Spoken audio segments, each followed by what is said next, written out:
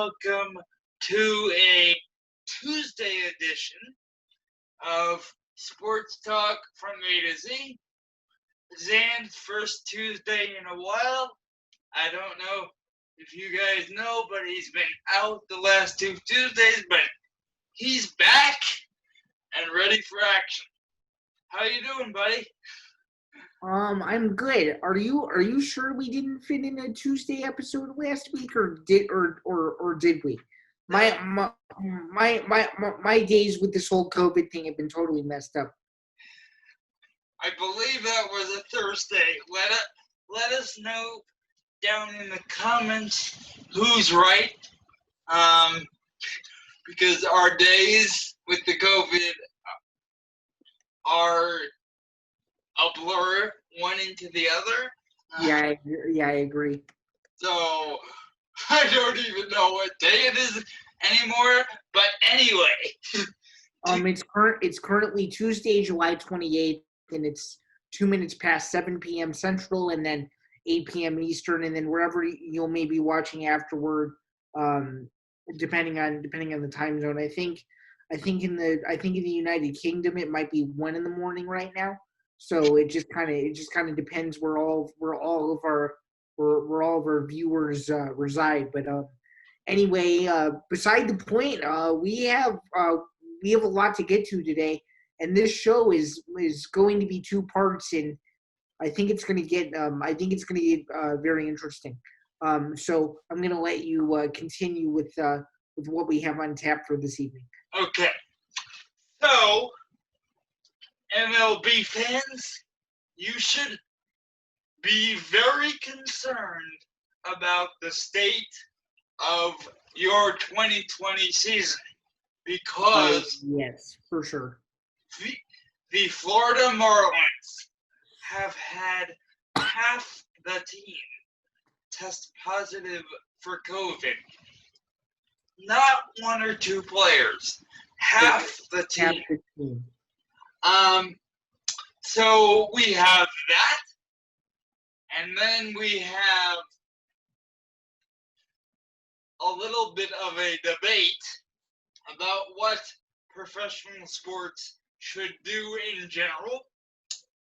And then we have a little bit about a buzzword or phrase in the journalism industry, that of course being fake news. I'm sure you guys have heard that term thrown around a lot in recent years, but we are going to attempt to simplify for you what that is, and we are going to do it using Captain America and Chris Evans. So without further ado, let's get to it.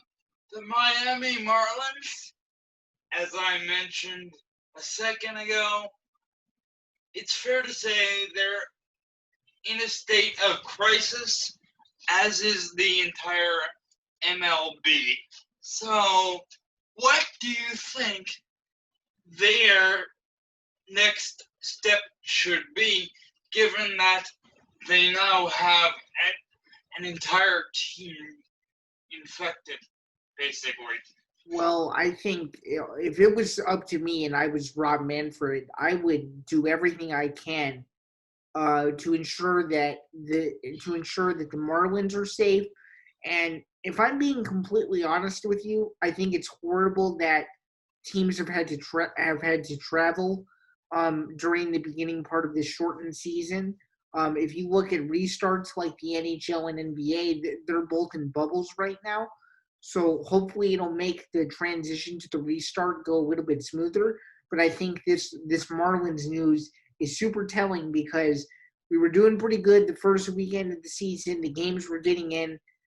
People were liking the product that they saw in the field, and I just think it's a step backward. And obviously we're in the heat of this crisis. Not to get too political right now, but we're under 100 days until the next general election, and I think you're going to see a lot more. I think you're going to see a lot more news come out regarding just COVID and players either opting out of a season or testing positive for the virus, and it's going to affect the entire team. I think it's crucial or really disappointing that the Marlins have quarantined in Philadelphia for the next 2 weeks. I'm sure they weren't expecting that.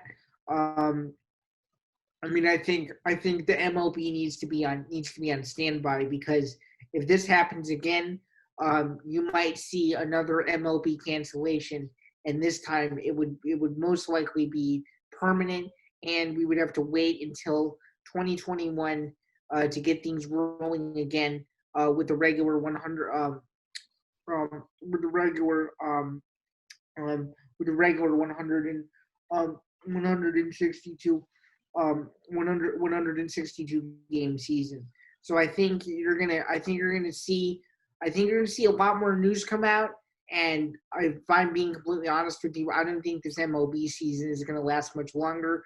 If it was up to me, I would have played 81 games. I think 60 is too short because if we get to the World Series, I think there's gonna be an asterisk next to whoever wins it, just because of how short the season was and the little time that the players had to prepare.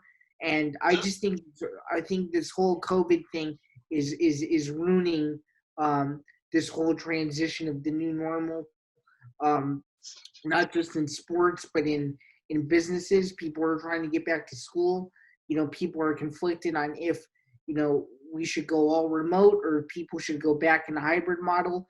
I think it's going to affect a lot of different things. And my personal opinion is that if something like this happens again, the MLB needs to take their strategic measure and cancel the season because it's good for everybody, and you just run the risk of not having more cases pop up as the season rolls along, and the more games that are postponed, the worse that it is when it comes to standings and a multitude of other things. I don't mean to go on a huge rant, but that's my opinion on that. So to sort of simplify that, I'm gonna pick out one thing that you said that stood out to me, and that is that there will be a star if the season is completed next to whoever wins it.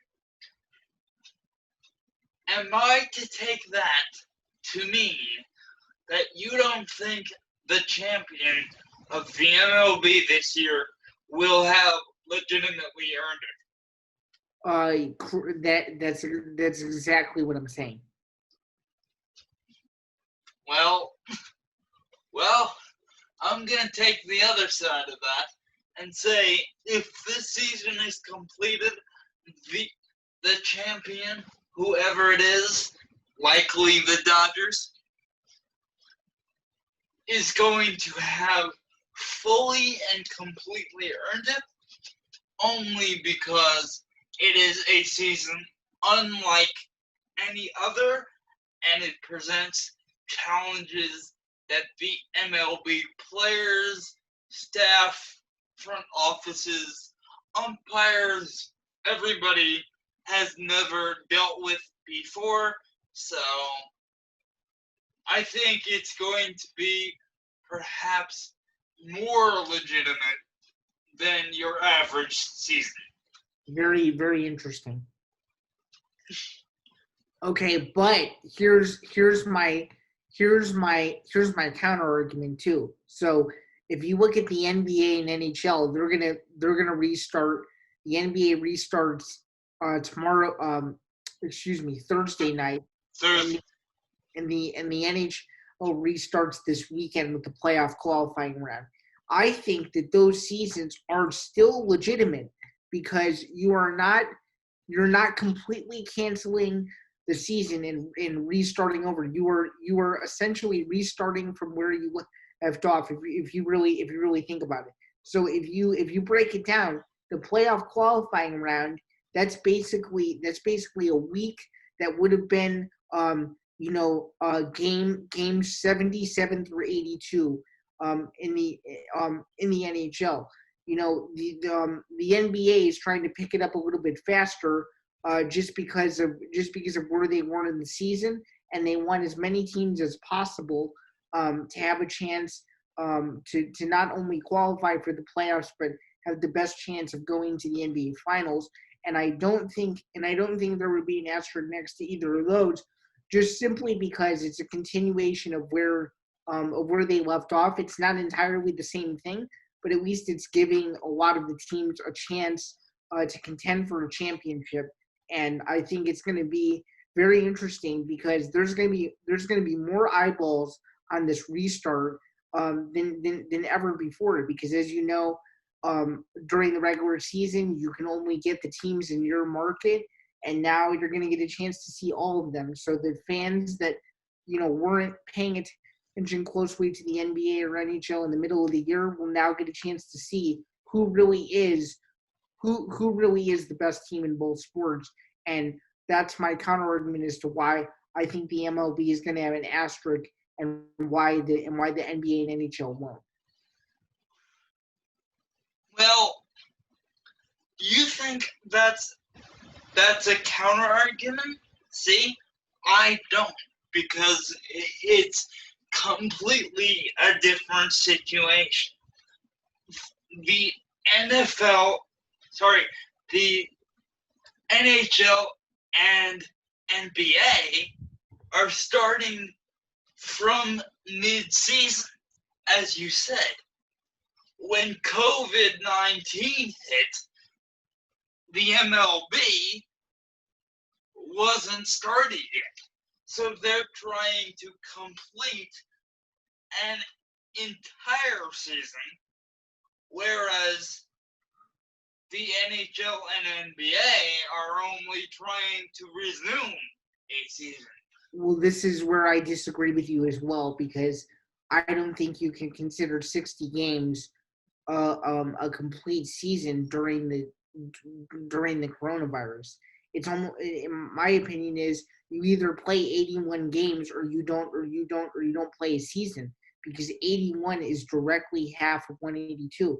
I just, again, like I 162. Yes, correct. Thank you for correcting me. My overarching point is this: you either play 81 games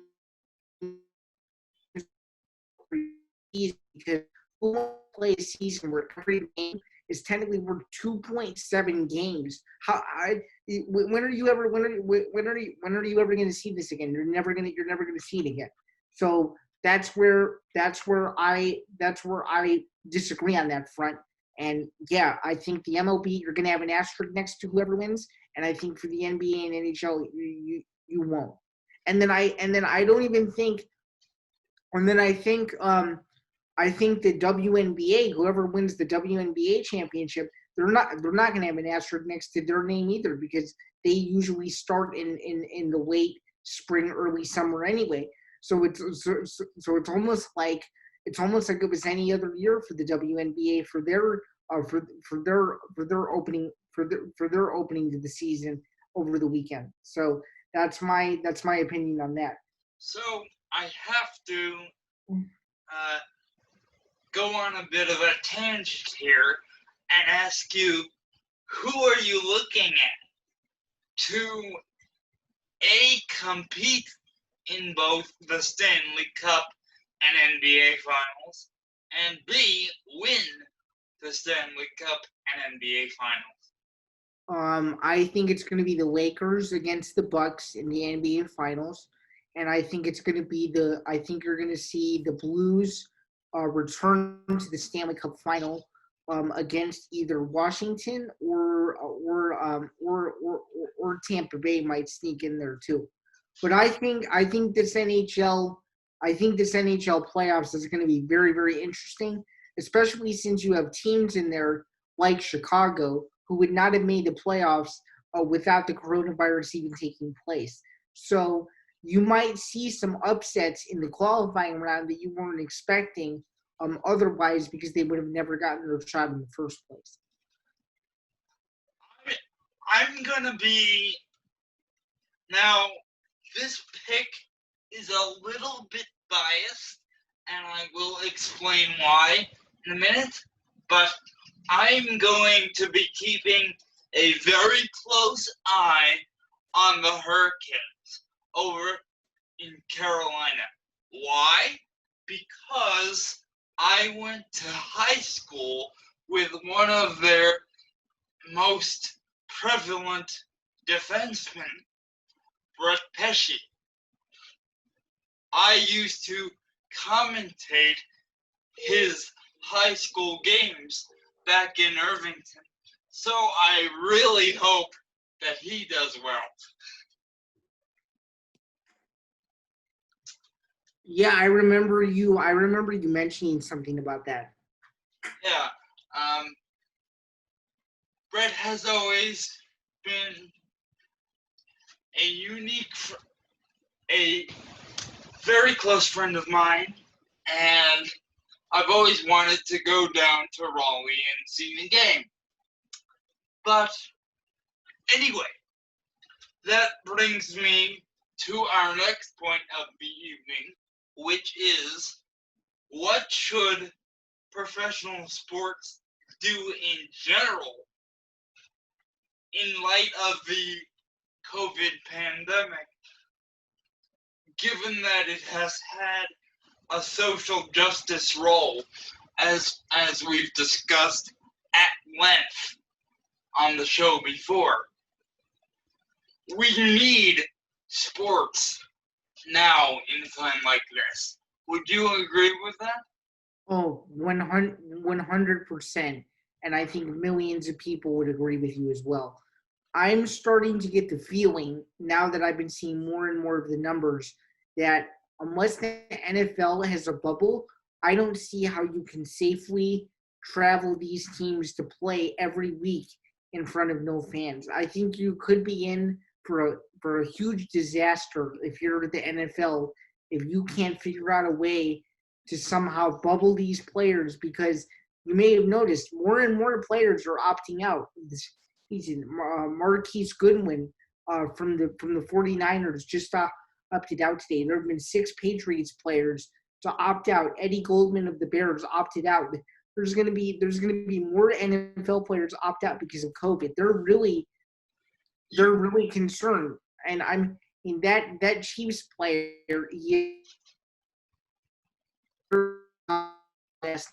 so I'm not going to try to pronounce it, but he made it very clear that he's seen what's going on in the front lines, and he's not comfortable playing every Sunday. And honestly, you can't blame the players for not wanting to play. If they don't feel safe to play, they shouldn't play. So I think the NFL is in for they have a serious problem.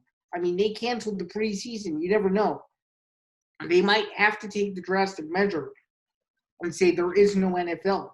But I can't imagine them doing that, just considering the billions of dollars that are currently at stake right now and how much it would affect the economy and a whole host of other things. But I don't know if you've seen, but Como announced that there's going to be no fans at Giants and Jets games. And yes, I saw that the other week, about a week ago, right? Nobody knows what's going on with the NFL right now. What do you think of it? And knowing Roger Goodell, whose last name, by the way, shouldn't begin with good in any stretch, is probably going to press these players to play in spite of everything, given how things have gone in the past. But I'd like to make the point.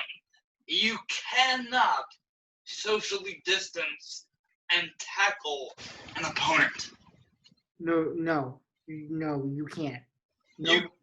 You cannot socially distance and play the NFL, even if it was a touch football league for the season. You just can't do it. Whereas you can't socially distance in any level of football. Pee-wee, high school, college, NFL, you can't. You can't. I don't care how old the person is. You can't socially distance and expect to play football. You can't do it. To a certain degree, you could do it in baseball, and they have, but when players are on first base, for example, the first baseman is right next to them. There is no feet between them, let alone 6 to 12. Right. Like, you cannot play sports and expect to maintain a complete bubble. You can't. No, you cannot. And that's sad because previously sports has had such an important role, as I said before, in getting us through crises like 9/11. It got us through that. It was one of the only things that did. It cannot have that role in the same way during COVID. Right, exactly. So, sorry, I went on a bit of a rant there, but there's no need to apologize for that. No. This is a very passionate topic for both of us, so we just want to try to convey our feelings and thoughts as best as we can. right. And I'm sure most of you who are watching this probably feel the exact same way we do, or have a slightly different opinion, but still a similar perspective. Right.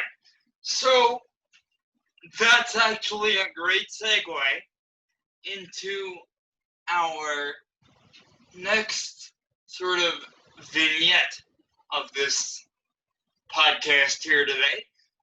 And the word I want you to keep in mind as you watch this is perspective. As you viewers know by now, both of us, Zan and I, are aspiring journalists who have spent a great deal of time studying the science and art that is proper journalistic reporting. So, Zan, when I say the words proper journalistic reporting, what comes to mind for you? What comes to mind is having at minimum 3 sources for a story, having a lead, having an actual purpose for writing the piece, having a good headline, and always having the focus of the story be about the person you're covering and taking you out of it. Because at the end of the day, the writer can paint a picture, but an article or a story should never be about. The first thing that people should never think about is they should never think about, oh, it's Zan Bando or Avery Schaefer rambling about this. No. If they read a story, they should know based on the headline what they're getting. So I think proper journalistic reporting is doing your homework, having at the very least 3 sources of trustworthy people that you can talk to, and trying to paint a picture for the viewer as if the viewer is actually in your shoes, being a part of the event or being a part of the story.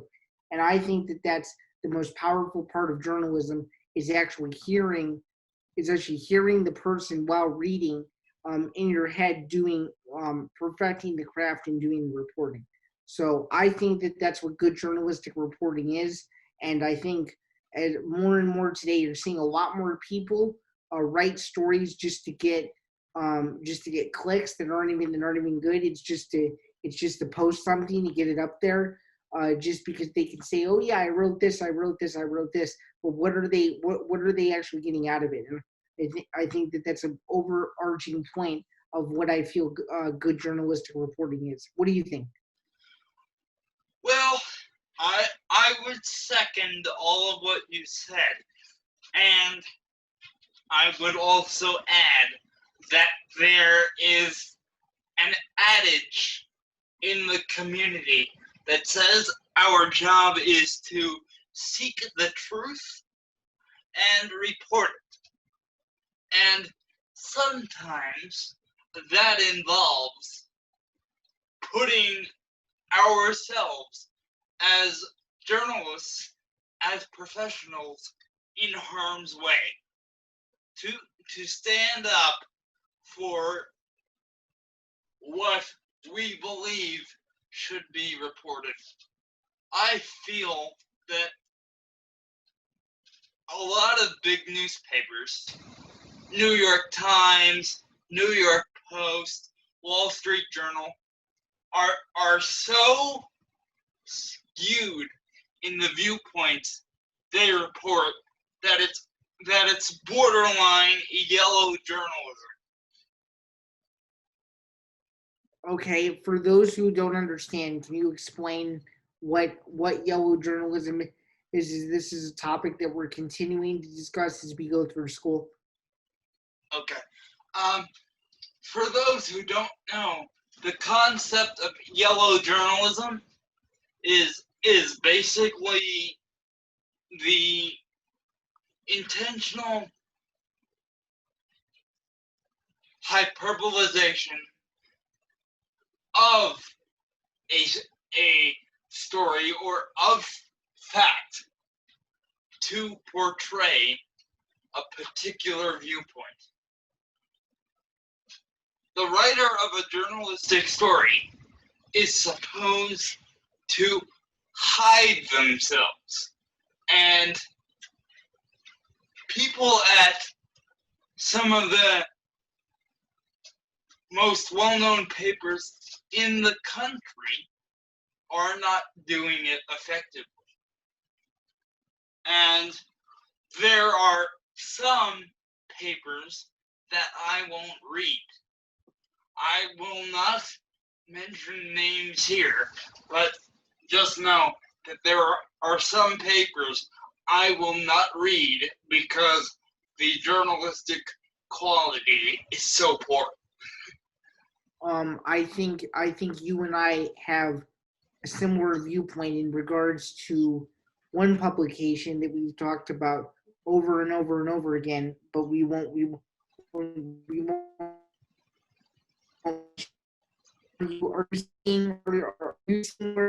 seeing where I'm going with this? Yes, definitely. And that one publication that will remain nameless, you know who you are, probably, but you will remain nameless.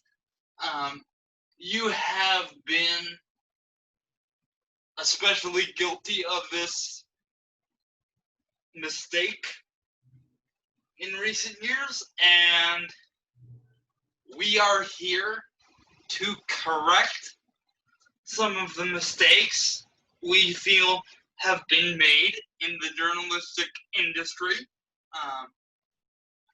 particularly in coverage or lack thereof of people with disabilities and other minority groups. So that's why we're here, to give the voiceless a voice. Is that how you feel too? 100%. And for those who read this publication religiously, until a few weeks ago, when was the last time? When was the last time that somebody with a disability was covered in this particular publication? I could not even tell you when that last time was.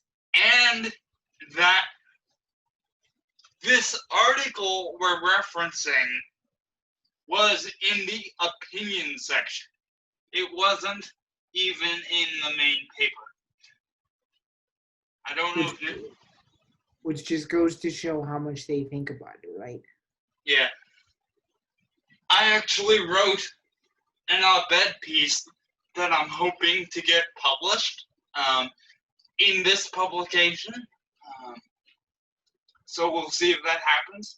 But this whole rant is to get us to another buzzword or buzz phrase that's been going around in the general public for without at least without 5 years.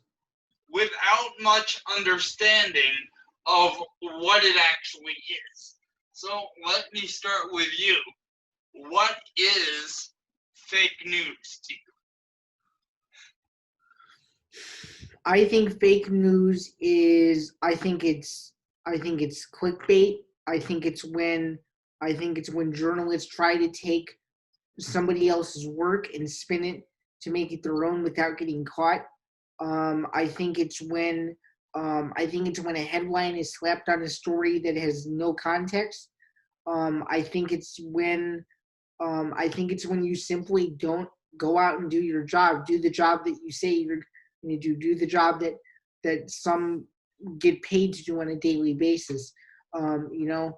Not to get too political, but even when you use a social media platform like Twitter and you're saying misleading things in the biggest global crisis in world history, as the president of the United States, that's also problematic for fake news, to put it lightly. So there are so many avenues to take with fake news that you can't just put your finger on one. You have to really look at it from a whole perspective, which is what we're trying to convey here. So that's how I view it. Okay. And it's important in this day and age, especially for up and coming journalists, for us to really watch what we write, what we tweet, what we retweet, what we post, because you have to always make sure it's credible before doing anything with it. So that's also something that I see a lot of, is people posting things or sharing things that just simply aren't true. So that's how I feel on that. And if I could provide my definition for a minute, to me, fake news is basically comprised of three distinct elements. Misinformation, which is a journalistic term meaning information that is reported that is misleading in some way. Disinformation, which is inherently false information that's reported, i.e., most of what the president puts out there. Right. And the bias toward timeliness in the industry. We are so pressed for time, excuse the pun, in the industry that we have to sometimes put out multiple stories in 24-hour time periods, if not quicker than that. Just to even get the right point across, instead of doing it right the first time. Yes. That, as I said, leads to a sometimes rampant issue of not being completely accurate when we report.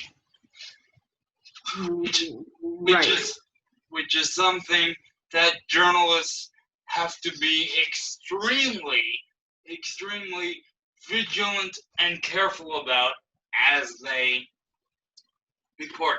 Because if they're not vigilant and careful, they will misinform or inflame the public in a way that is detrimental to democracy, to decision making, to everything, to society.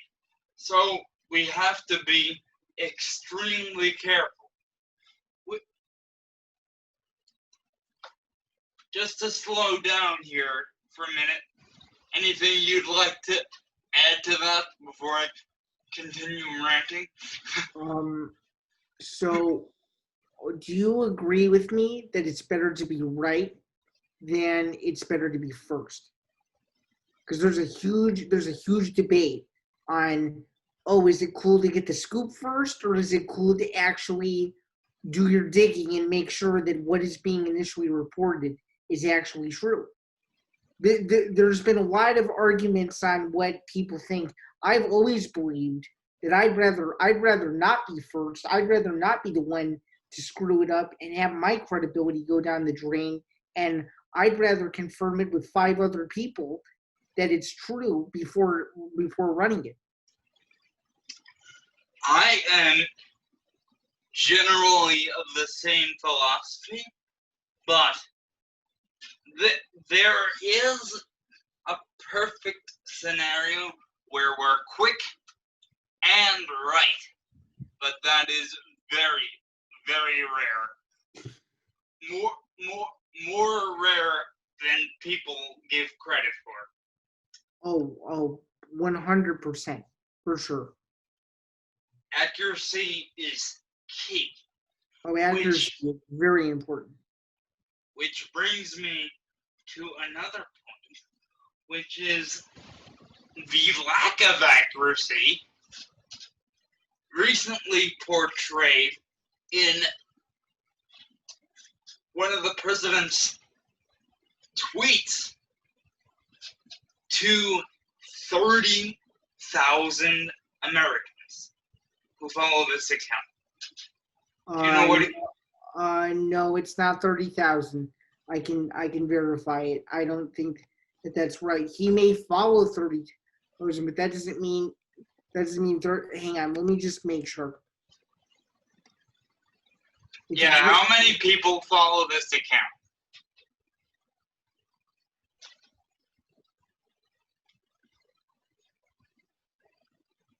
One second.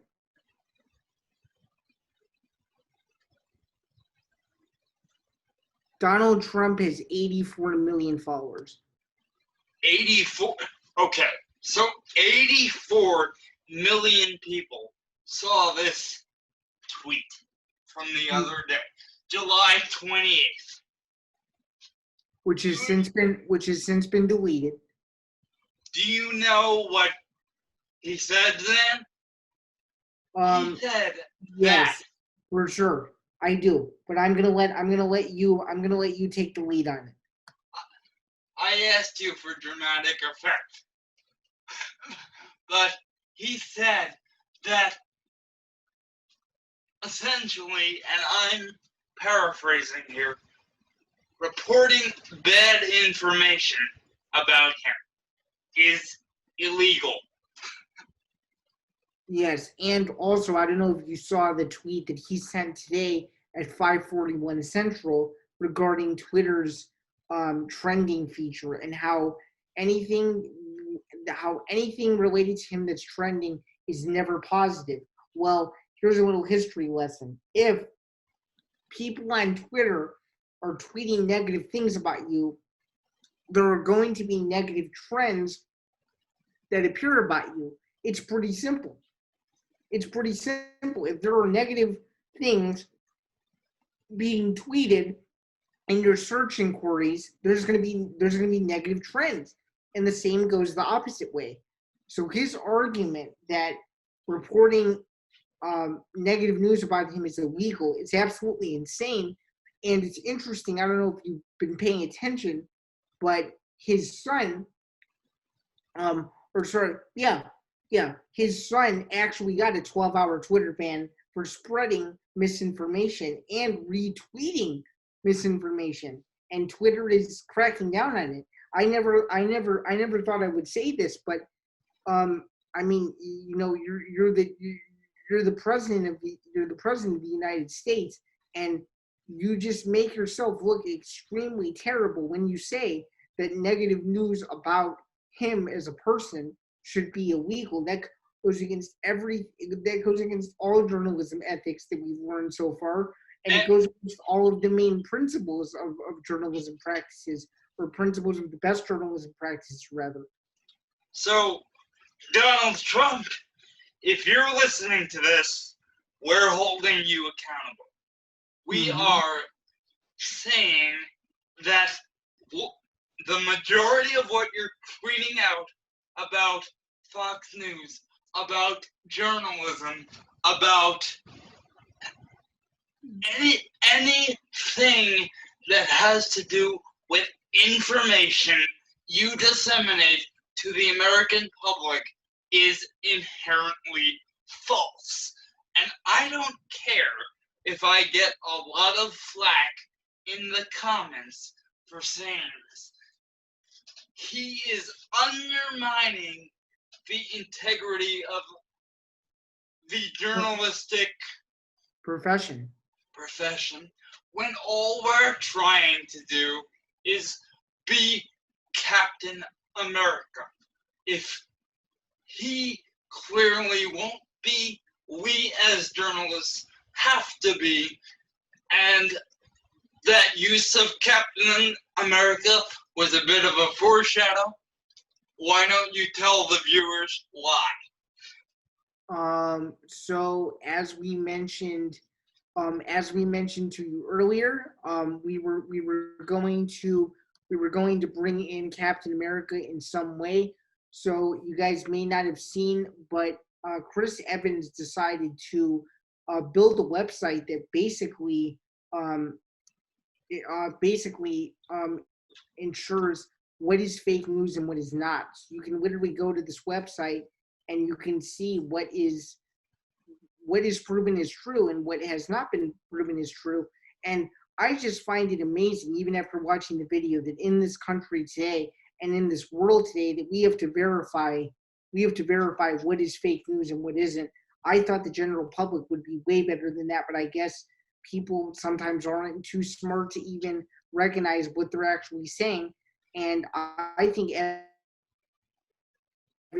up a lot of points in the video, and I'll link it in the description down below.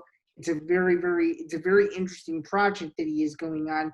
And if you haven't seen the Marvel movies, or you haven't seen Captain America, please watch those. They're very entertaining.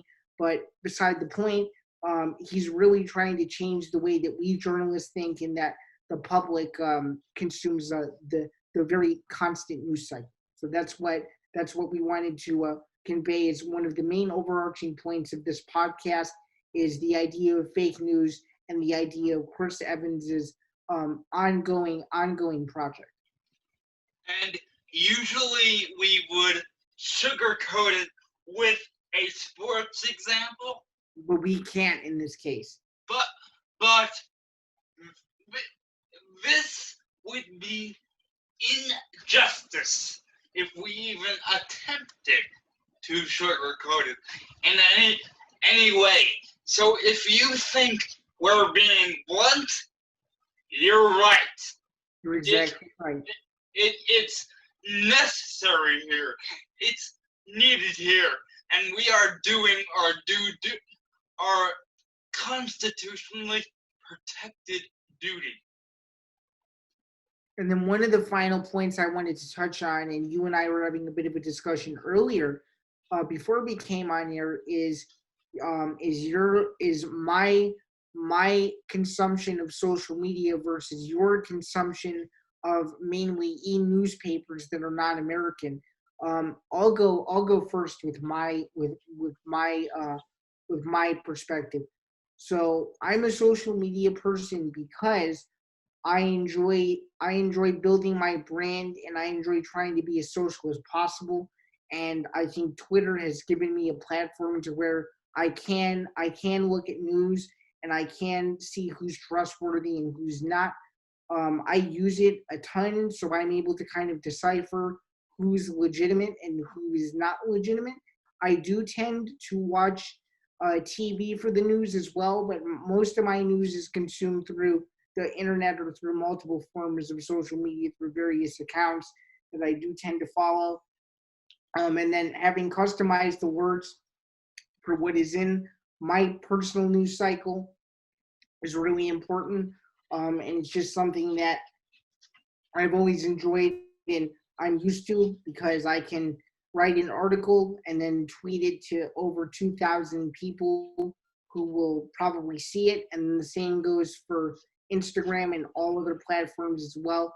Obviously, we do use Instagram to promote this show. We like to use it on a more consistent basis, but sometimes just life gets in the way, and we sometimes tend to get lost in the social media realm a little bit, which is how most people feel. So most people like to take a detox, which is what I have done throughout various points. But I know you have a differing perspective on this. So as I relayed earlier, I do tend to enjoy social media a lot more than just the traditional newspaper. But can you kind of touch on where you kind of stand on the debate between social media and newspapers? Before I give my perspective, I would like to ask you a question, and that is, are you at all concerned about the fact that social media filters what you see based upon what you've looked at in the past? I haven't really thought about it, but I do think it is problematic, especially if you're someone who supports a certain group of people or someone who simply wants to look at the entire news cycle instead of just one little overarching part. Because you could wake up one day, look at your trends, and choose to not like something, and it's very difficult to change it because of who you already follow. So that is a very interesting question and something that I had not really thought about until you had brought it up. So Because thank you for that. you're welcome. Because the answer to that question for me is yes, I am concerned about it. And that is the number one reason why I don't use social media for news. Because it has the tendency to base what you see on what you've looked at, which furthers a phenomenon called confirmation bias. Essentially, in layman's terms, this is the idea that we typically only look at and for information that confirms our existing beliefs. Now, as journalists, if we do this, and we are not opinion writers, this is majorly problematic for obvious reasons. It doesn't allow us to do our job properly. No, And as we were alluding to before, the unnamed publication that we mentioned earlier is so far left that that they fail to report any positive thing on the right accurately because right, of this. right. And to those of you who are watching that are slightly confused and may think we have a political agenda and are trying to like directly say what side we're for, we're not trying to do that. We're just simply making an observation as to what this particular publication does versus other publications who maybe are more right or more neutral. So no, we're not trying to sway you one way or another with who to believe or anything like that.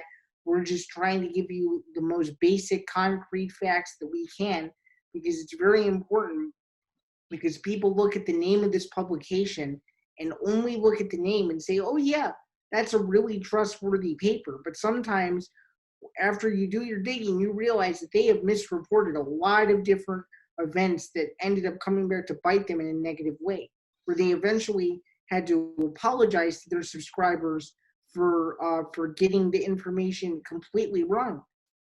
So, to sort of end this on a note, I mentioned to you that for that reason, I largely only subscribe to international papers and news channels on TV. The, the only American station I listen to because I feel they do a good job and because I love Brian Lara to death. If you're watching this, Brian, I love you. Keep doing what you do, and I would love to meet you someday. But that, of course, is NPR. Other than that, I subscribe to the Jerusalem Post, Al Jazeera, and the BBC. That's it. Because those three publications understand what it means to be neutral in a way that the unnamed publication we keep referencing and several others in American mainstream consumption largely don't. So I will end on this question. If you are going to pick up a paper and read it, on the off chance, which paper do you go to? The Chicago Tribune.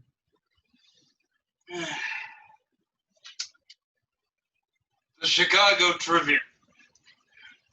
Again, a very reputable paper for local stuff like Bears news, city news. Very, very, very, very good. Very, very good Bears coverage. Yes, very, very good Bears coverage. Mm-hmm. Yeah, but this is the reason we usually sugarcoat what we say in sporting terms. Because sports is something that brings people together. We recognize that what we have said today could be seen as very divisive and very opinionated and very biased, but it is a risk we feel we have to take and are willing to take for the good of the profession, for the integrity of the profession, and for society as a whole.